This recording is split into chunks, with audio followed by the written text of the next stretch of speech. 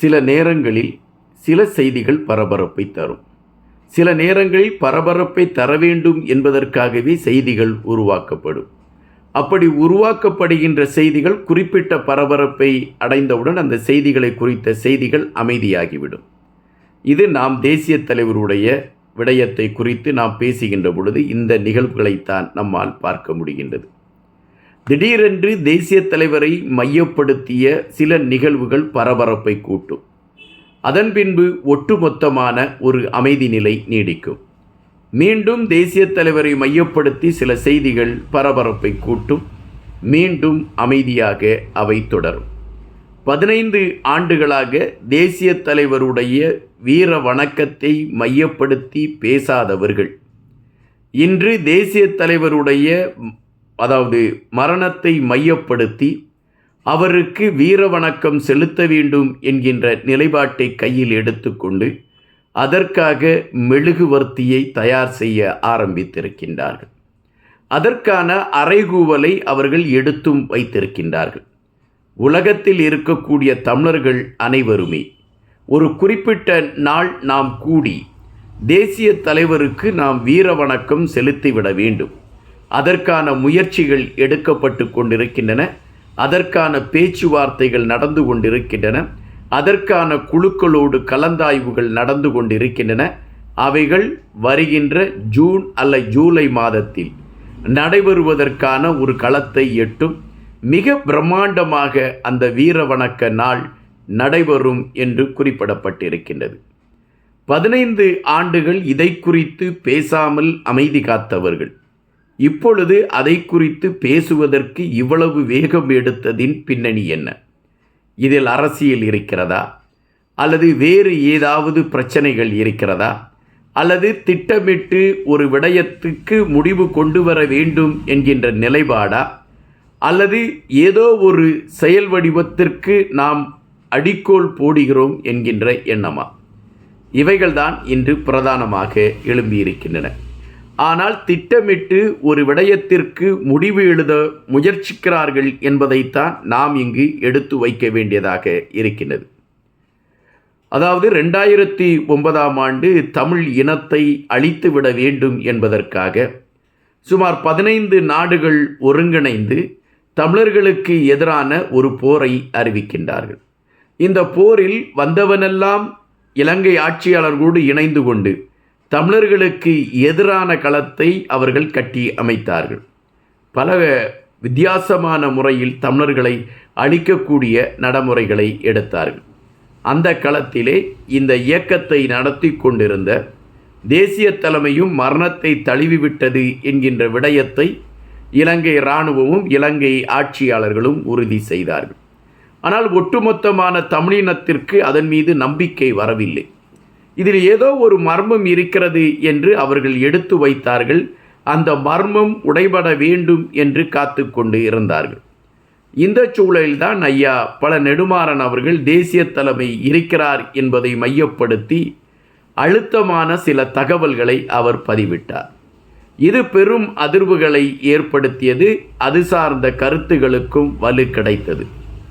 அதன் பின்பு சமீப காலத்தில் தேசிய தலைமையோடு மகள் இருக்கிறார் என்பதை மையப்படுத்தி ஒரு களமும் அவர் மக்களிடம் பேசுவதற்கான முயற்சிகளை எடுக்கிறார் என்கின்ற விடயமும் மிக தெளிவாக கொண்டு வந்து சேர்த்த பொழுது அதுவும் அதிர்வலைகளை ஏற்படுத்தியது.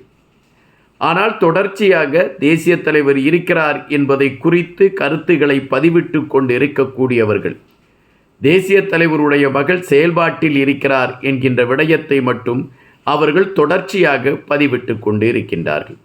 இதில் எது உண்மை எது பொய் என்பதை குறித்து நாம் இதுவரை அறியாத ஒரு களத்தில்தான் பயணித்து கொண்டிருக்கின்றோம்.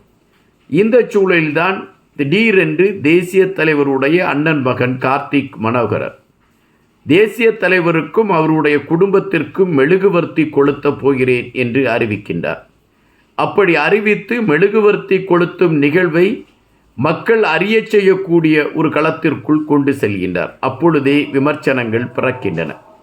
எங்கள் தலைவர் இல்லை என்று இல்லை என்பதை நீங்கள் சொல்ல யார் என்கின்ற கேள்விகள் எழும்புகின்றன. பலர் கடுமையாக இதை குறித்த கருத்துக்களை பதிவிட்டார்கள். இந்த சூழலில் கார்த்திக் மனோகரன் எந்த சூழலிலும் தான் கொண்டிருந்த கருத்துகளில் இருந்து அவர் பின்வாங்கவில்லை. ஆனால் தேசிய தலைமை இருக்கிறார் என்று சொல்லக்கூடியவர்கள் அதை இன்னும் வலுவாக்கி கொண்டு இருந்தார்கள் என்பதும் மறுப்பதற்கு இல்லாத ஒரு செய்தி. இந்த சூழலில்தான் தற்பொழுது ஒரு செய்தி எடுத்து வைக்கப்படுகின்றது. முன்னாள் இயக்கத்தில் இருந்தவர்கள் ஒருங்கிணைந்து உலகமெல்லாம் இருக்கக்கூடிய தமிழர்களை கட்டியமைத்து அவர்கள் அனைவரையுமே வைத்து தேசிய தலைவருக்கு மெழுகுவர்த்தி கொளுத்தி தேசிய தலைவர் என்கின்ற விடயத்திற்கு ஒரு முடிவை எழுதிவிட வேண்டும் என்கின்ற முயற்சிகளை எடுக்கிறார்கள் என்பதுதான் அந்த செய்தி.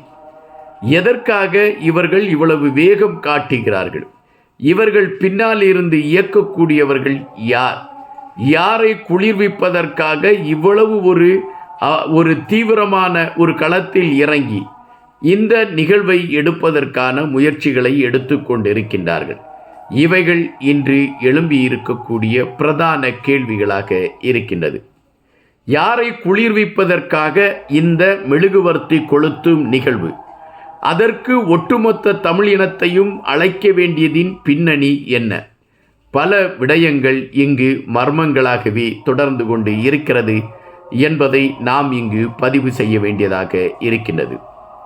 ஐயா பழ நெடுமாறன் அவர்கள், KS ராதாகிருஷ்ணன் அவர்கள், வேல்முருகன் போன்றவர்களெல்லாம் தொடர்ச்சியாக அவர்களை பொறுத்த மட்டில் தேசிய தலைமை உயிரோடு இருக்கிறது என்பதை அழுத்தமாக பதிவிடுகின்றார்கள். ஆனால் வடக்கு கிழக்கு பகுதியில் தேசிய தலைமை இருக்கிறார் என்பதை உறுதிப்படுத்துவதற்கும் அதை நம்புவதற்கும் வடக்கு கிழக்கு மக்கள் சற்று யோசிக்கிறார்கள் என்பதையும் நாம் இங்கு பதிவு செய்ய வேண்டியதாக இருக்கின்றது. தற்பொழுது அந்த தேசிய தலைவரை மையப்படுத்தி தற்பொழுது பேசப்பட்டு கொண்டிருக்கக்கூடிய விடயங்கள் ஒருபுறம் மக்கள் மனதிலே ஒரு அதிர்வலைகளை ஏற்படுத்தி கொண்டு இருந்தால் கூட 15 ஆண்டுகளாக மெழுகுவர்த்தி கொளுத்த நேரம் இல்லாதவர்கள் இப்பொழுது வேகமாக மெழுகுவர்த்தி கொளுத்துவதும் அதற்கான ஒரு களத்தை அமைப்பதும் அதை பிரம்மாண்ட விழா என்று அறிவிப்பதும் இதன் பின்னால் இருக்கக்கூடிய அரசியல் நகர்வுகள் என்ன என்கின்ற கேள்வியை எழுப்புகின்றன. இது யாருக்கும் ஆதரவான ஒரு பதிவல்ல. ஆனால் இங்கு பலர் எழுப்பியிருக்கக்கூடிய அந்த கேள்விகளுக்கான விடை என்னவோ மர்மமாகத்தான் இருக்கின்றது. பலர் இன்னும் நம்பிக்கொண்டிருக்கின்றார்கள் தேசிய தலைமை இருக்கிறார் என்பதை. ஆனால் அவர் இல்லை என்று சொல்வதற்கு இவர்கள் வேகம் காட்டுவதற்கும் மெழுகுவர்த்தி கொளுத்துவதற்கும் பின்னால் இருக்கக்கூடிய அரசியல் என்ன என்பதுதான் இன்றைய கேள்வி. நன்றியுடன் என்பார்.